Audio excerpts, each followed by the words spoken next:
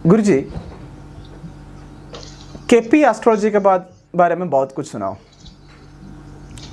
तो ये कितना परसेंटेज एक्यूरेट है? देखिए, कृष्णमूर्ति पद्धति हमारे भारत में हमेशा ऋषि मुनियों ने एस्ट्रोलॉजी को, एक ज्योतिष विज्ञान को खगोलीय विज्ञान के साथ देखा और हमेशा आगे बढ़े। हम रुके नहीं। मतलब जो भी हमारी खोजें थी, चाहे वो आर्यभट्ट की जीरो की खोज थी, चाहे जो भी हमारी कैलकुलेशन थी पाइथागोरियन थ्योरम की, या डिस्टेंस था सूर्य चंद्रमा के बीच का या ग्रहों के बीच का, हमारे ऋषि मुनियों ने बहुत पहले ही इस चीज को मेंशन कर दिया था। उसी चीज को आगे भी रिसर्च ओरिएंटेशन पर लेना बहुत जरूरी था। कृष्णमूर्ति जी इन लास्ट के 200 सालों में सबसे बड़े एस्ट्रोलॉजर हैं मेरे हिसाब से। मैंने आज की डेट में कृष्णमूर्ति जी से ज्यादा किसी ऐसे एस्ट्रोलॉजर को पिछले 100 सालों में नहीं देखा जिसने आगे इस चीज को बढ़ाया हो।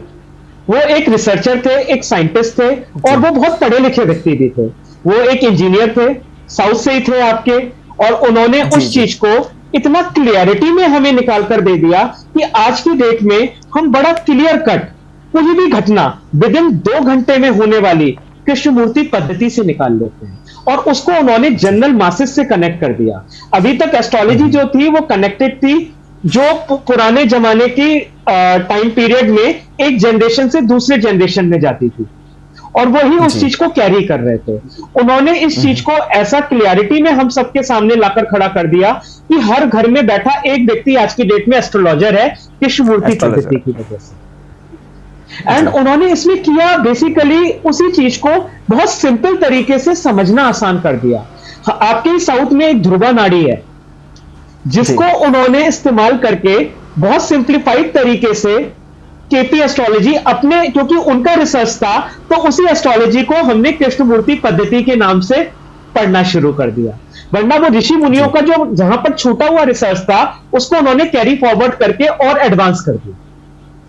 और ये पूरी एस्ट्रोलॉजी स्टेलर पे बेस्ड है। हम जितनी एस्ट्रोलॉजी नॉर्थ में पढ़ते हैं वो पराशर ऋषि की नक्षत्रों पे बेस्ड, राशियों पर और ग्रहों पे बेस्ड है। इसी साउथ में एस्ट्रोलॉजी जो हम पढ़ते हैं वो पूरी की पूरी एस्ट्रोलॉजी नक्षत्रों पे बेस्ड है, जिसको हम ध्रुवा नाड़ी कहते हैं, जिसको हम और भी, क्योंकि साउथ में नाड़ियां बहुत सारे ग्रंथ हैं अगस्त ऋषि के या लिखे हुए, केरल में अलग हैं, तमिलनाडु में अलग हैं, तो उन्हीं ग्रंथों से उन्होंने निकालकर एक सिंप्लीफाइड एक ऐसी एस्ट्रोलॉजी तैयार कर दी जिससे हम ये निकाल सकते हैं बैठे बैठे विद इन अ मिनट कि आने वाली 15 मिनट में क्या घटना घटेगी। अच्छा, ये कृष्णमूर्ति पद्धति है जी। तो वो कितना एक्यूरेट है? एक्यूरेसी लेवल बहुत सिंपल है। आपको ये पता करना है शाम को गेस्ट आ रहे हैं वो कितने बजे तक आएंगे।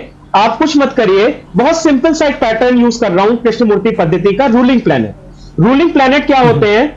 ये ऐसा माना जाता है कि राजा विक्रमादित्य उज्जैन में जो नक्षत्रशाला थी उनके एक एस्ट्रोलॉजर थे बराहमिहिर। उन्होंने इस पैटर्न को इस्तेमाल किया था, जिसे कृष्णमूर्ति जी ने भी कहा तो यह जाता है कि उन्होंने इस चीज को अप्लाई किया, पर किया बहुत पुराने टाइम से जा रहा है। उसी पैटर्न पर उन्होंने एक 5 एलिमेंट्स, 5 प्लैनेट्स को चूज किया। जिस समय यह प्रश्न एक एस्ट्रोलॉजर निकालने बैठता है उस समय जो लग्न उदय हो रही है उसका स्वामी, लगन जिस नक्षत्र में है उसका स्वामी, राशि चंद्रमा की जो है उसका स्वामी, चंद्रमा जिस नक्षत्र में है उसका स्वामी, और डे आज के दिन का स्वामी। इन 5 एलिमेंट्स को उन्होंने चूज किया और इन 5 प्लैनेट्स के थ्रू वो ये निकालने में सक्षम महसूस किया कि जो प्लैनेट इस पर्टिकुलर टाइम को रूल कर रहे हैं वही आंसर कर देंगे ये घटना घटेगी या नहीं घटेगी। आपको निकालना आसान हो जाएगा कि ये गेस्ट आपके कितने बजे आ रहे हैं। मान लीजिए फॉर एग्जांपल अगर आप मेरे से कोई प्रश्न करता है कि मेरी शादी कब होगी, और अगर मैं इस टाइम पे रूलिंग प्लैनेट देखूं और उसमें वीनस आ जाए चंद्रमा के नक्षत्र स्वामी के रूप में, लगन के स्वामी के रूप में, या डे फ्राइडे के डे के स्वामी के रूप में, तो ये शादी इसी साल घट सकती है। अच्छा, ये रूलिंग प्लैनेट का मैजिक है। तो जो भी ये पूछते हैं मेरा शादी कब हो, या तो मेरा एडमिशन कब होगा, या मेरा ये भी निकाला जा सकता है, ग्रोथ कब होगा, ये सब ये कृष्णमूर्ति पद्धति से। ये बहुत सिंपल एस्ट्रोलॉजी है। इसमें कृष्णमूर्ति पद्धति में हमें सिर्फ प्रॉमिस चेक करना होता है कसफल के थ्रू। हम वैदिक में क्या करते हैं, हम नवांशा यूज करते हैं। 9 डिवीजन ऑफ द साइन। इसमें कृष्णमूर्ति जी ने क्या किया, 9 डिवीजन ऑफ द हाउस ले लिया। और जब 9 डिवीजन ऑफ द हाउस लिया तो वो प्रॉमिस बता देता है उस पर्टिकुलर हाउस से कि ये घटना प्रॉमिस्ड है या नहीं है।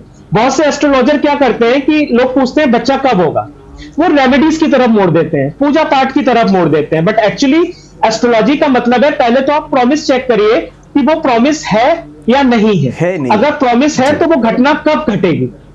तो वो कृष्णमूर्ति पद्धति में हम बड़ा क्लियर कट प्रॉमिस चेक करते हैं। प्रॉमिस चेक करने के बाद हम स्ट्रॉन्ग सिग्निफिकेटर चेक करते हैं उस पर्टिकुलर क्वेश्चन से रिलेटेड। फॉर एग्जांपल बच्चा, तो हम 2nd हाउस, 5th हाउस और 11th हाउस, इन हाउसेस से स्ट्रॉन्ग सिग्निफिकेटर लेते हैं।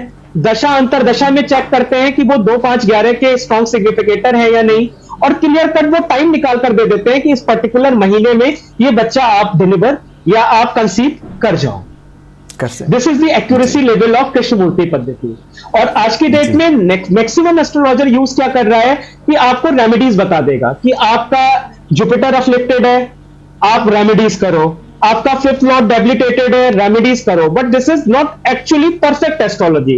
एस्ट्रोलॉजी कहती है कि टाइम निकाल कर दीजिए, it is the study of time. और कृष्णमूर्ति जी ने यही चीज साबित करके दिखाई।